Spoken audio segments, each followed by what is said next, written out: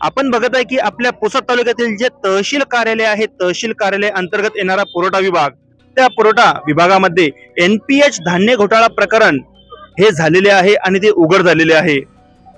या संबंधित तक्रार सुमारे 6 महिन्यापूर्वी केली, परंतु अद्यापपर्यंत या घटनेतील दोषी अधिकारी, कर्मचारी आणि जे कंट्रोल डीलर आहे यांच्यावर कोणतीही कारवाई करण्यात आली नाही। अखेर नाईलाजावस्त जे तक्रारदार आहे यांना उपोषणाला बसावे लागत आहे आणि ते बसलेले सुद्धा आहे। नमस्कार, मी ऋषिकेश जोगदंडे तुमच्या सर्वांचं पुनश्च एकदा द टाइम्स ऑफ पुसदच्या एका नवीन आणि विशेष अशा भागामध्ये तुमच्या सर्वांचं सहर्ष स्वागत करतो। आपण NPH धान्य घोटाळा प्रकरण आपल्या चॅनलच्या माध्यमातून सर्व पुसदकरांसमोर मांडलेले आहे।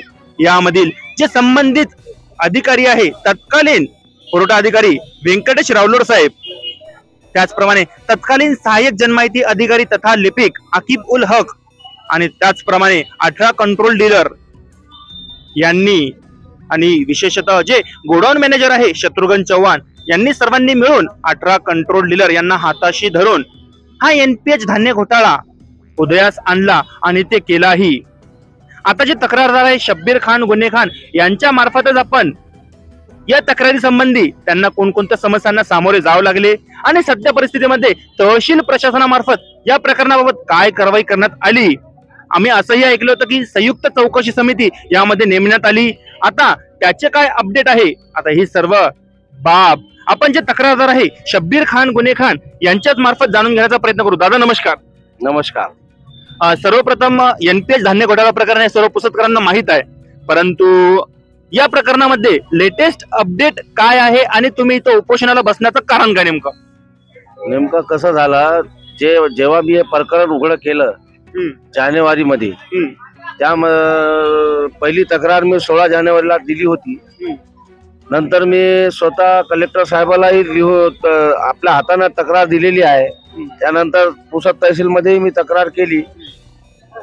जवळपास 6 महिन्यापासून माझं वारंवार तक्रार देणं चालूच आहे। तहसील मधून पत्र घेणं देणं चालू आहे। तहसील मधून मला माहिती मिळाली की 16-18 कंट्रोल जवळपास डीलर याच्यात इन्व्हॉल्व आहे, ज्यांनी घोटाळा केला।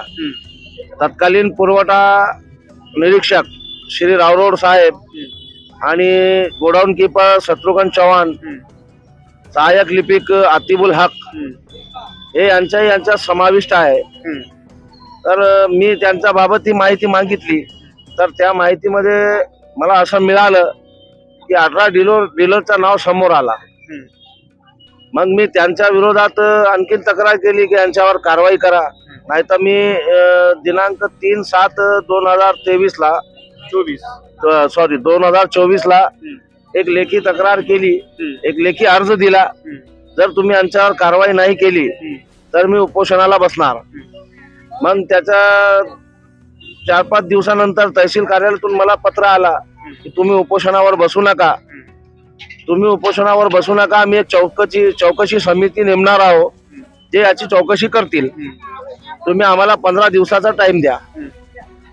नंतर मी त्यांना उत्तर दिलं, ठीक आहे, मी आपला उपोषण स्थगित करत आहो काही दिवसासाठी, तुम्ही चौकशी सुरू करा। 15 दिवस झाले, चौकशी समितीनं काही अहवाल मला, काही पत्र व्यवहार केला नाही, कोणाचे बयान घेतले, काय घेतले ते मला काही पत्र दिले नाही, किंवा रावरोड साहेबाचा काय बयान आला, कोण सुनावणीमध्ये हाजीर होता, कोण नव्हता, हे मला काही स्पष्टीकरण दिलं नाही। त्यानंतर मी आणखीन एक अर्ज केला, मला यांची माहिती देण्यात यावी की बयान डीलरनी काय बयान दिले, किंवा रावरोड साहेबाचा काय बयान आला, किंवा आपला गोडाऊन मॅनेजर शत्रुघ्न चव्हाणचा काय अहवाल आला, काय त्यांनी बयान दिलं।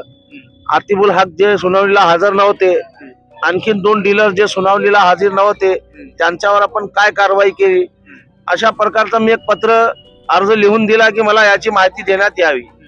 परंतु अद्याप ते 15 दिवस उलटून ही अजून 7-8 दिवस वरी झाले, तहसील कार्यातून किंवा चौकशी समितीकडून मला काही पत्र भेटला नाही। त्यानंतर त्या नाईलाज असतो मला उपोषणाला बसावं लागलं। बरं, ह्या संयुक्त चौकशी समिती ज्याप्रमाणे तुम्ही सांगितलं, यामध्ये नेमकं कोणते अधिकारी आणि कर्मचारी आहे? याच्यात नायब तहसीलदार श्री विवेक इंगोले साहेब आणि सध्या जे स्थितीमध्ये आयो मॅडम मनीषा फटाळे आणि संगीता ठेर मॅडम असे 3 लोक चौकशी समितीमध्ये आहे. मी प्रत्येक स्टँडलाही भेटलो, साहेब मला अहवाल द्या, पत्र द्या, काय दिलेले आहे, काय तुमच्याजवळ जमा केलं त्या, परंतु त्यांनी उडवाउडवीचे ते उत्तर दिले, टाळाटाळ केली. मला कोणतीही माहिती देण्यास त्यांनी म्हणजे सहकार्य केलं नाही. बरं, तुम्ही जी आता तक्रार केली, ज्याप्रमाणे तुम्ही म्हटलं गोरगरीब गरजूंच्या हक्काचे धान्य खाणाऱ्या अधिकाऱ्यांच्या विरोधात उपोषण, अशा प्रकारचं तुम्ही म्हटलं, याच्या माध्यमातून नेमकं तुम्हाला काय अभिप्राय आहे? नेमकं तुम्हाला आज इथे उपोषणाला बसले, संबंधित व्यक्तीवर गुन्हे दाखल करायचे, त्यांना बडतर्फ करायचं, नेमकं तुमची मागणी काय? माझी मागणी अशी आहे की जे गरजूचं गरीब लोकांचं हक्काचं धान्य बाहेर मार्केटमध्ये विकण्यासाठी हे चोरटे जे डीलर आहे, हे 18 चोर डीलर यांच्यावर फौजदारी गुन्हा दाखल करून यांचे परवाने रद्द करण्यात यावे आणि तहसील मधले जितके कर्मचारी आहे, अधिकारी आहे, रावरोळ असो किंवा चव्हाण गोडाऊन मॅनेजर किंवा अतिबुल हक, यांना पदबडतर्फ करून डिसमिस करून अकालपट्टी करून यांच्यावरही फौजदारी गुन्हे दाखल करण्यात यावं. म्हणजे या विषयाबाबत सद्यस्थितीतले तहसीलदार महादेव जोरवर यांची काय प्रतिक्रिया आहे? त्यांची प्रतिक्रिया काय आहे मला तर काय वाटत नाही, कारण साहेबांना मी प्रत्येक वेळी जितक्या वेळी मी तक्रार केली, जवळपास 20 ते 22 वेळ तक्रार केली या 6 महिन्यात, प्रत्येक वेळी साहेबांना प्रत्येक तक्रार स्वतः नेऊन दिली किंवा मेलवर टाकली, परंतु त्यांच्याकडून कोणतीही कारवाई करण्याचे मला काही दिसत नाही किंवा त्यांनी कोणतीही कारवाई केली नाही किंवा स्पष्ट याबद्दल बोलले नाही की आपण कारवाई करू की काय, असं साहेबांचा मला काही प्रतिसाद भेटला नाही. बरं, आता तुम्ही इथे उपोषणाला बसले, किती दिवस तुम्ही उपोषणाला बसणार आहे? जोपर्यंत यांच्यावर फौजदारी गुन्हे दाखल करून यांना हकालपट्टी करत नाही सर्व दोषीवर, तोपर्यंत मी इथं शासकीय वेळेस उपोषणाला बसणार. आता ज्याप्रमाणे आपण बघितलं की एनपीएच धान्य घोटाळा, जे गोरगरीब सर्वसामान्य व्यक्तींच्या तोंडाचा जो घास आहे, जे त्यांना धान्य मिळणारे आहे, कुठेतरी भ्रष्ट अधिकारी यांच्या वृत्तीमुळे ते त्यांच्या तोंडावरून हिरावले गेले. आता मी थोडक्यात वाचून दाखवतो. तहसील कार्यालय पुसद अंतर्गत येणाऱ्या पुरवठा विभागामध्ये जानेवारी 2024 मध्ये झालेल्या एनपीएच धान्य घोटाळ्यातील आरोपी तत्कालीन पुरवठा अधिकारी व्यंकटेश रावलोड, सद्यस्थितीत सहाय्यक जिल्हा पुरवठा अधिकारी लातूर, तत्कालीन सहाय्यक जनमाहिती अधिकारी तथा लिपिक आकिब उल हक, सद्यस्थितीमध्ये गोडाऊन मॅनेजर पुरवठा तहसील दिग्रस, त्यानंतर शत्रुघ्न चव्हाण, धान्य गोडाऊन मॅनेजर पुसद, तसेच या धान्य घोटाळ्यामध्ये समाविष्ट असलेले 18 कंट्रोल डीलर यांच्या विरुद्ध फौजदारी गुन्हे दाखल करून कंट्रोल डीलर यांचे लायसन्स रद्द करण्यात यावे व अधिकारी व कर्मचारी यांना पदबडतर्फ करण्यात यावे.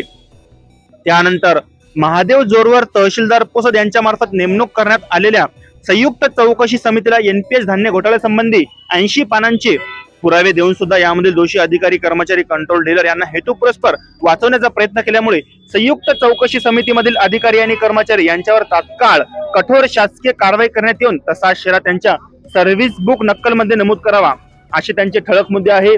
आता जे तक्रारदार शब्बीर खान गुन्हेगार यांनी ज्या 18 कंट्रोल डीलरचा उल्लेख केला, त्यांचे नावही इथे स्पष्टपणे उल्लेखित आहे.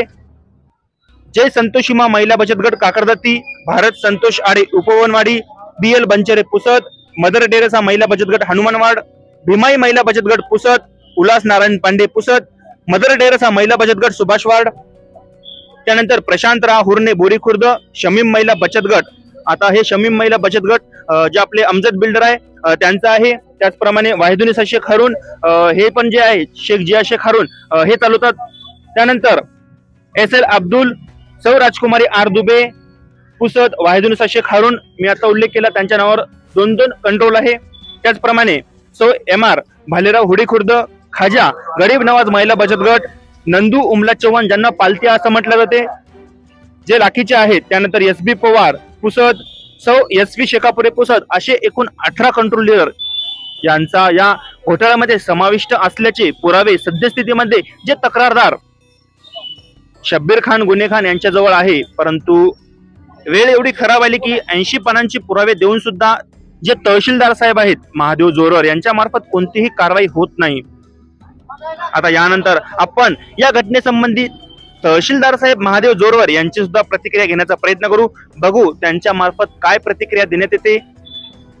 जे तक्रारदार आहे त्यांची तर ठाम भूमिका आहे, जोपर्यंत संबंधित व्यक्तीवर गुन्हे दाखल होत नाही आणि त्यांना पदबडतर्फ केले जात नाही तोपर्यंत मी या ठिकाणी हलणार नाही.